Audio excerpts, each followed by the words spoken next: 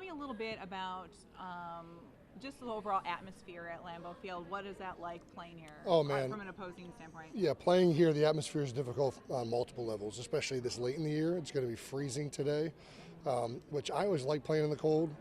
I don't know if that's being from Cleveland, and kind of brings you back to playing with your friends out during Thanksgiving and the colder months and when the playoffs start. So it feels like football weather to me. So I always loved coming here later in the year, except for that one game in 2014 where you guys absolutely killed us.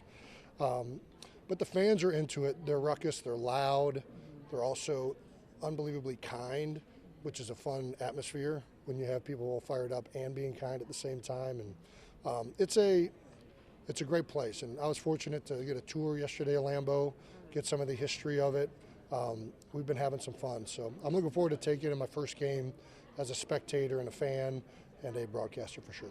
How iconic is Lambeau? Just you mentioned you got to do the tour yesterday, and it really is something to behold the history of it and just where it is. I also think the Green Bay organization, they do a great job of highlighting it. Like, they've done a phenomenal job of having the concrete that the players all walk across from the original tunnel that those guys walked out of. And the stadium's been around since, 57, I think, is when it was first constructed. So, this is a monumental stadium that has a soul to it, that the people of Green Bay and the players and the larger-than-life figures have all walked through. And even as a player, you felt that. You'd walk out of that single-file tunnel where it's like, I don't know when this was constructed, but this doesn't make any sense whatsoever. Your shoulders are scraping the walls as you're walking down it with your pads on. And there was just an air every time I played here. And I think that only happens with something that has been around and seen so much of the game, and a lot of fans that have appreciated it along the way for sure. Predictions for tonight's game?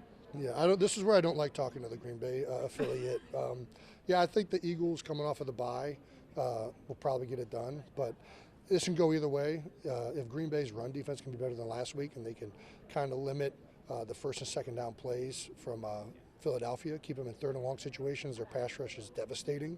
And if they aren't successful in first and second down, I do think the Eagles will prevail. We're getting wrapped. Can I get a photo with you for social media? Come on, quickly? let's do it. Okay. Come on, Chris.